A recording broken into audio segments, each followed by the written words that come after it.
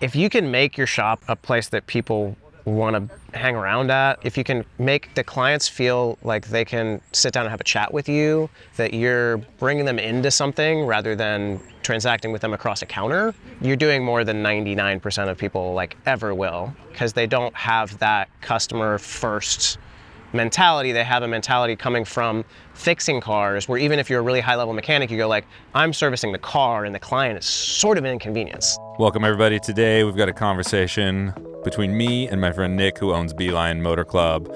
So we have an informal business owner brainstorming session every other Tuesday, and we decided to record this one just for fun. We start by talking about storytelling, SOPs, and how we're approaching things like social media and content creation, things that a lot of people mistakenly think of as marketing. And we finish by talking about defining your promise, connecting with your guests, and building a business with a higher level goal, things that actually are marketing. Talking with Nick is always a treat. Although Beeline is already up and running, he's in the earlier stages of building his business, and seeing his process has me nostalgic for a time when we were smaller. The beginning stages of any business are such a special time, and that can be difficult to enjoy in the moment because the amount of responsibility that comes with being at the helm. But I'd encourage everybody who's at the beginning of something to take a beat and appreciate it. It will never be like this again. All right, here's a chat with Beeline Nick. No, it's nice to have some structure, man. Yeah. And like that's, you just like, I think one of the things we struggle with operationally right now is like we have just a list that's constantly fluctuating in terms of how many things are unchecked on it, and prioritizing that stuff and then checking back and sort of making sense of so these are like third level things, these are first level things, and making sure that we're like delegating out the things that are most important to get done in a timely manner and letting the other things kind of follow. Generally speaking, I think it's great to have these weekly check-ins, but also try to make them as productive as possible instead of it just being like because we could get the team together for 90 minutes and just talk about our feelings like every week effortlessly without like some guardrails. I mean, we would get together and talk about solutions. Yeah, that's what I'm saying. And then, I say talk about feelings is like a very broadly sort nothing of, ever like, happens, right? It's just like, cool, here's an idea. We could do this, we could do that, we could do this, we could do that. And you do that for fucking 3 weeks in a row for the same program, and you're just like, dude, we didn't get anywhere. Nothing's getting done. That's good. So, like marketing goal, like do you want to, where are you on the marketing goals? What does that look like? For us? Yeah, like what are your Q1? Yeah. For us, it's very foundational because I think we need to, and Chris reinforced this, like reinforce what the brand's like mission is, and then like communicate that mission to the team, get buy-in on that, and then develop a schedule of like just our basic like marketing activities that we do weekly, right? But I'm curious to hear where Chris is. So one of our goals is exactly the same. So we're trying to define what is our, we'll call it content stack for lack of a better term, and SOP and schedule for how we like make and deliver. Because right now it's just kind of ad hoc. Oh, we're gonna do a post here, and we're gonna do a post there, and we're gonna do a post here, and then this is a product, and this is a thing, and this is a whatever. And essentially, it's there's no end to stuff we could post, but really it doesn't matter. What we need to be doing is telling the stories that are about the most compelling things that we do, and not just the same shit that everybody does. And because it's like the noise it's so easy to stream of consciousness your brand, and like I think that's the default.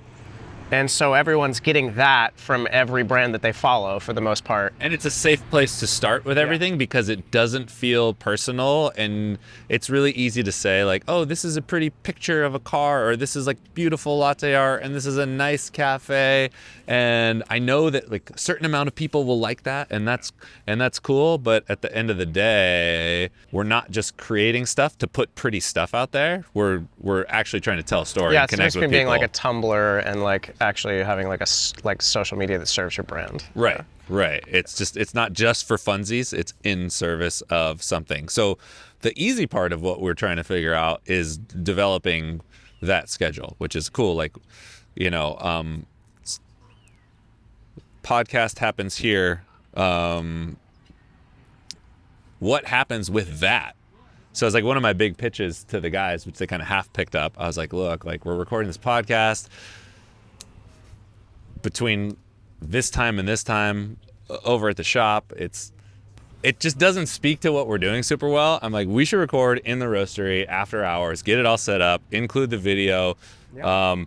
Like I want to see me with the big ass roaster and like piles of green coffee behind me because yeah, you're in your domain. Yeah, and I think one of the things, especially in this weird information age that we live in, there's like a million people who talk about it, and there's a very small percentage of those people who have actually done it. But like for us, one of the compelling things is everything that we've talked about is like something we've actually done, and the visual cue to like we're in this space that we've created adds a texture and a richness to it that I want to see. And I'm remembering back to our meeting last, one of the things that you've identified as being really important for you is building wholesale. One of the ways that you find that wholesale inbounds are coming to you is like from people finding you through the podcast, right? Podcast and YouTube have been our So if you can do a better job of presenting, of building credibility there, showing what you're doing, talking about what you're doing, then that feels high value because that's going to push that. That's key part of the business. Right. That's the thought process. And then the other idea is like, since if we can, because we were kind of loosey-goosey with it right now, but I want to have more structure to the flow of the podcast too. Allow for a little bit of this, jibber-jabber shit talk that we do, which is good. But then dive into some of those core tenets of our business, like with more intentionality. And then all of that stuff does double and triple duty. Like right, if we take that and chop it up, shorts. Yeah, it's like reels are done, TikTok's done. Yeah. Like building a bank of like, oh, while Weiser's editing the podcast, he's like, here are the 10 most compelling things, which are, they're reels too, but they're also newsletter topics. Like, so when we need to write a blurb or write a whatever, they're also probably copy for any pictures that we might post. Just a huge foundational thing. Yeah, so it's kind of like, what are we talking about this week on the podcast can really inform so much of the other content that's coming out, right? Because it's like... It just can, You can talk about it in the podcast, you can illustrate it in some posts, you can take those highlight reels out. And like for us, if we're doing our weekly pod, we can like talk about a project and then also literally do like a reel where it's like VO from the podcast with B-roll of the project getting done. Right. It's also, just you have a rolling idea bucket. Because it is. They're like, oh, I got to post something. And it's like, what do I post?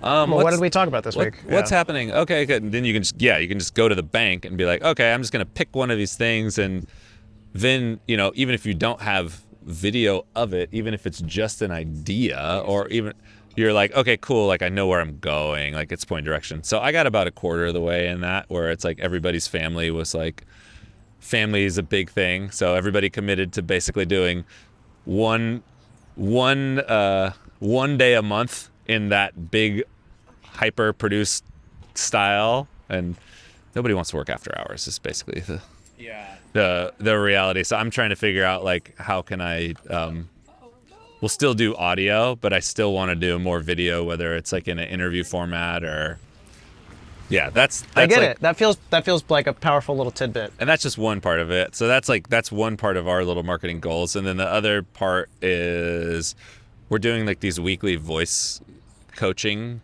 reviews. Voice coaching, like you guys are going to start a band? Yeah, like a boy band. Troubadours?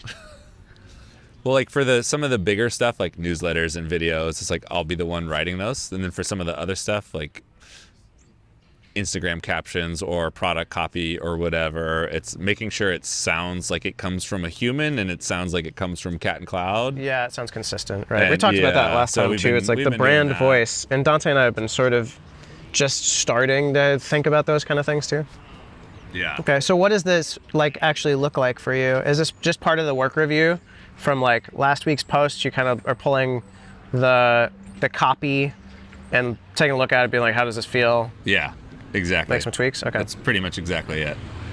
But it's all internal. You're not like a consultant coming and being like, this is the brand voice. No. I'll take my check, please. No. So like one of the takeaways from like at the end of the quarter through these reviews, because we're taking notes on everything, is just to essentially create this like one pager that describes in the best way possible. It's like, here's what we sound like.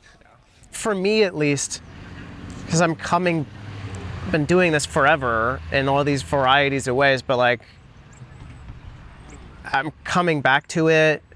Like I haven't used some of these parts of my brain in a while, and I'm also like, I think the perfect shop for me also looks a little different today than it did 5 years ago, and like, so identifying like we've been talking about that, right? Identifying the work that we really want to do, and then identifying kind of the shop that we really want to be, and then identifying how we tell that story about the shop to connect with that clientele. Like that's the whole thing. But it's just, I don't think we could have done it 6 months ago, because I don't think we really had any idea, or as much of an idea as we do today. Right. So we just had we had like a 7-person orientation the other day, and orientation starts with just, welcome, introductions, and then we kind of get into the core of the brand. And the reason that we do that is, well, no one wants to work for something when they don't know what that work means. And your work is not dry icing a car, right? Your work is not changing oil or even 3D scanning and developing products. Your work is something that's deeper than that, and that's what it is for us. So it's like our mission statement overall is to inspire connection by creating memorable experiences. So that sounds fine, but what does that mean really for the person behind the counter? Because for the person behind the counter and the person in the roastery and the person in the office, the mission comes alive in different ways. So if you're behind the counter in the coffee shop, everybody has had this experience where someone went above and beyond for them or made them feel a certain way and knows how that impacted their day. So for example, because we have people tell stories in orientation, and this one girl told a story. It's like, I was coming like right out of high school, and I was in a bad accident, and I had like this traumatic, she had a brain injury and ended up being in the hospital. And her local coffee shop, that she wasn't friends with anybody there aside from that she went in there every day and was a guest there. Like, they brought me coffee to the hospital, delivered it to me every day for the full 2 weeks when I was in there. No charge, nobody asked anything, just someone came and delivered coffee. I'm just like, dude, that's fucking killers. And this is what I'm telling them in orientation. The way you felt right there is just based on someone, paying attention, seeing you, going above and beyond to get you stoked for no other reason than they want to. And that makes you feel really good, and that's the opportunity that you have every day when you're behind the counter. That's how you can make other people feel. It's like, you get up in the morning, it's 6 o'clock, you get up, you take a shower, you go out into the world, like you land at the coffee shop. It might be the first interaction you have with someone outside of your immediate family. And then the way that goes can greatly shape the way the rest of your day goes. Like, you have the opportunity to bring someone up several notches or bring them down several notches. That's why Dante's in here every day at 8:30. He's just looking to get stoked. Or it could be neutral. And then like how that happens is like a million different ways, and that's where like the fun kind of comes in. Some people are high energy and they want to be greeted with high energy. Some people are chill and they want to be like more chill, and you can treat other people differently, meet people where they're at, all in service of, creating something that makes them feel taken care of. That's that hospitality. And then ultimately, a bigger metric goal would be like, if we've done something that makes someone want to tell their friend about it, like, we're doing it right. It's like, most things aren't remarkable. Most things you say, like, yeah, went and ate some food. Like, yeah, I had lunch. Like, we're really looking for like, dude, you got to go to Cat and Cloud. Or like, dude, you're driving rallies. Like, you got to take your car to Beeline. Like, how the fuck are you not taking your car to Beeline? You're insane. Like, oh, you went to this place? No. So that's like, we don't necessarily have that core story of, we're underdogs or we're this or we're that. It's just like, we're here to serve and help people have a really good time. So you could see that like the store's not it's not super serious.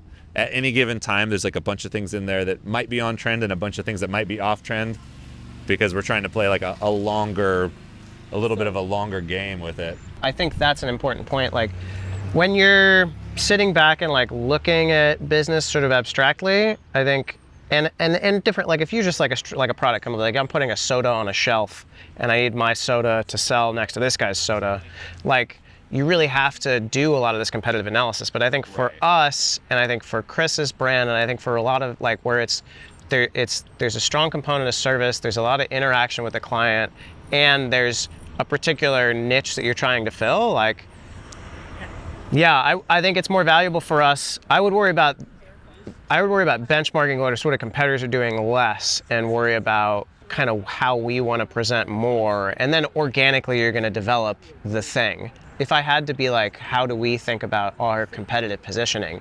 I think it returns to what you're saying, which is like, there's not a lot of shops where you really feel welcomed.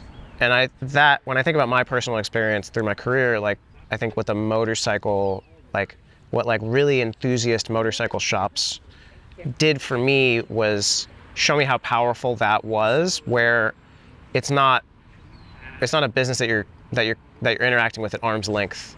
You take your prized possession and you give it to these guys and you go, I trust you because you look like you're, equipped to do this work, but like you're over there and I'm over here. We don't really build a lot of rapport.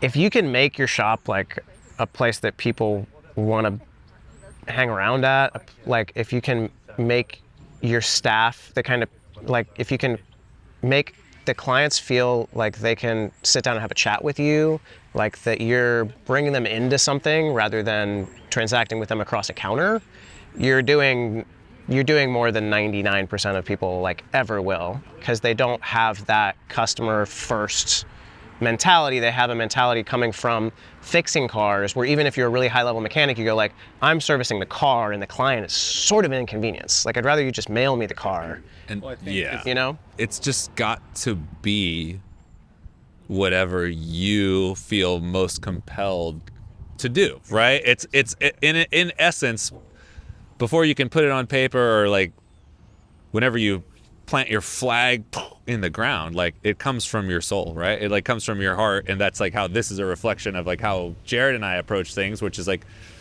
this, we're kind of playing at both ends, to where it's like we're competing in barista competitions, like we're giving talks at the Specialty Coffee Association, we're fucking in it, like this is what we do, we are dead serious about it. Meanwhile, we don't really love the snotty attitude that sometimes comes with really high-end specialty coffee, or like some barista who thinks they're just like a gift from God, and like the customers are beneath me in some way. We just never felt like that. So our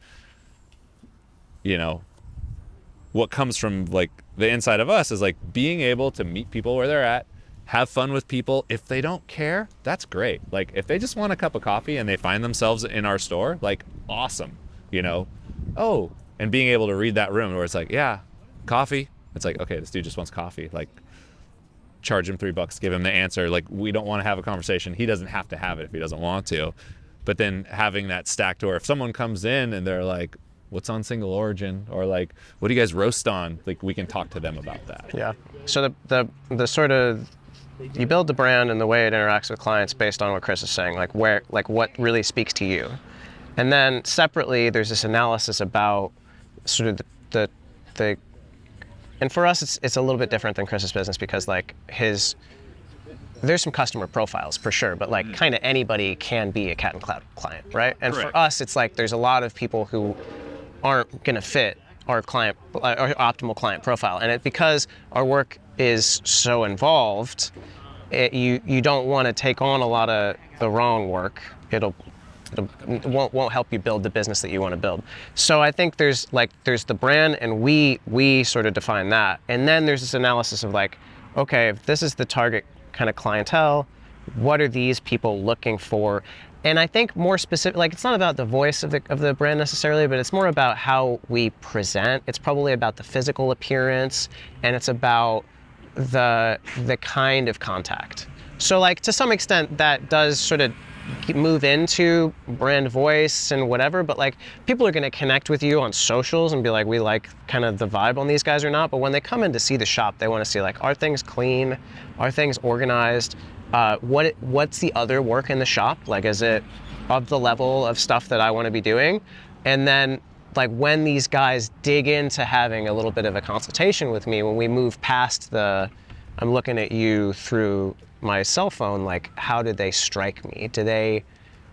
Does it seem like they're knowledgeable? Does it seem like they're focused on my goals and needs for this car? And does it seem like they care enough to give me and my project the attention that it deserves? Right. Yeah, when you guys are, what you're saying there is more analogous to like the wholesale side of our business, right? To where it's like we are not the best fit, and it's a big decision to say, hey, we're going to bring on your coffee, which is like the core component of the cafe that we're trying to start. This is our baby, and there are, if someone, it's like, yeah, I need all my equipment for free, and we need you to be here every third week, support. And want to be able it's to call like somebody. that sounds fun. We actually just can't do that. So we're going to give you the name of. I'm going to kick you over to Counterculture because I know that their support network is awesome, and then we still get to be of service even though we don't get the account. That's not really the goal. It's just to make people feel stoked out and taken care of. How many wholesale clients do you have right now? There's like 30 that are locked in, their cafes, they order all the time, and then there's like 70 to 100 that are rotating. They're like either multi-roasters or fit more in the grocery category. And then this is like, even on the numbers basis, is pretty comparable to where we will likely be in the next year or two. And for the core ones, it's like, for us, again, it's the way we approach it. I don't even know if this is the right way, but it was when you building who you are builds the client profile, because the clients are just, several degrees separated from you. So it's not like we were looking out and saying like, what kind of wholesale partners do we like? It's more about this is who we are. And then for people who are looking to build a car or to start a coffee shop, it's like the most common thing we get is just like, dude, we've been listening to your podcast forever. We've been seeing what you guys were doing, and we were starting the shop, and we knew we had to work with you. Yep. It's more of a gut thing than a like, we love this aesthetic. It's more just like, dude, it seems like you guys fucking get it. Like, and I think you can go back to like, if you're trying to fill out that, to identify sort of what that customer wants, like yeah, imagine you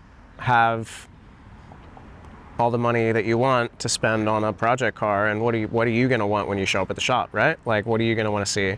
When I walk into some place, there's a certain standard of appearance, and like there's a way that I want to be engaged with, and that really informs it. But I think, yeah, like it does, like it goes back to like looking, so we're drivers, like it's about using the car. Like if you want to build a show car, we can do that for you, but you're probably not going to connect with us along those lines, because that's not really the business that we do. Like we're about like building these cars for use. And so if you come like what I've put together for Miles for the E30 is like, make it look sweet, right? Like put these wheels on. There's still like some aero we could do if you wanted to do aero, a couple little DTM or Evo 2 flourishes, but really it's about like making the car, taking it from what it was, where I wasn't super inspired going up Empire grade, to like making it super rad to drive on a halfie.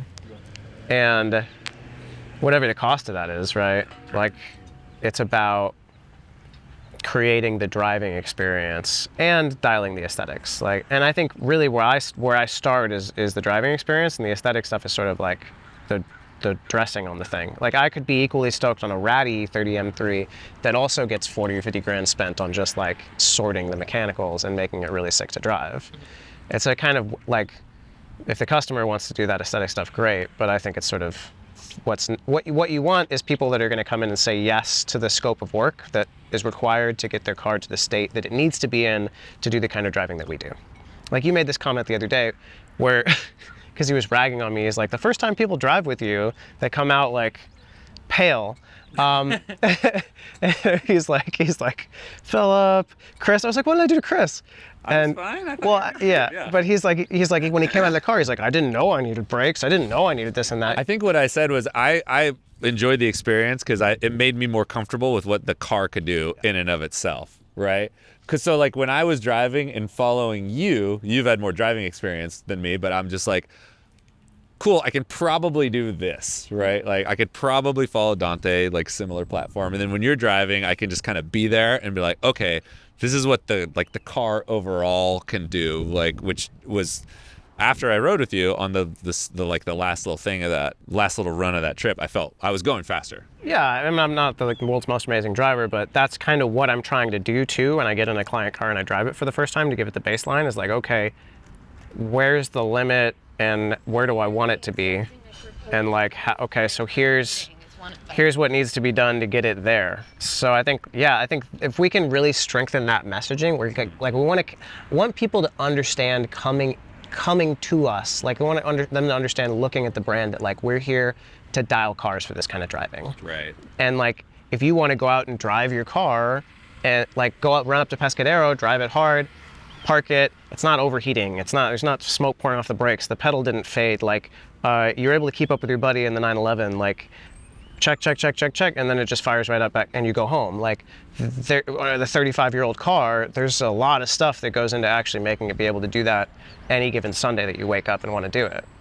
So, then the question is just like, do you have the budget? But if you know that that's what you want to do with the car and you're within 100 miles of us, you should understand that we're the right guys to make that happen for you. Right. So what you just did there is you took that mission that you were kicking around last time that was, we're basically here to enable your driving experience, and then you put some bullet points on it. Or here's what that exactly means, right? Which is cool. That's awesome. And then the community aspect of it, we can really dive into that too, but it's like, so now we give you the context for that experience too, which is like, come join us on the monthly drives.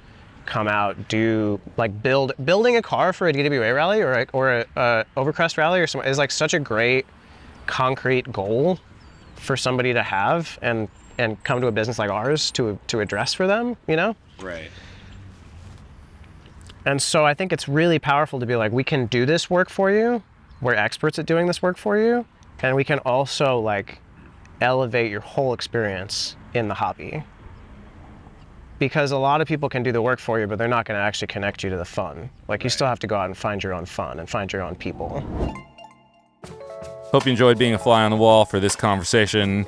Listening to Nick speak about his goals reinforces my beliefs that no matter what industry we're in, if we're going beyond simple commodities, we're all in the business of building bridges of connection and creating experiences. Thanks for joining us. Until next time, stay dialed, y'all. Peace.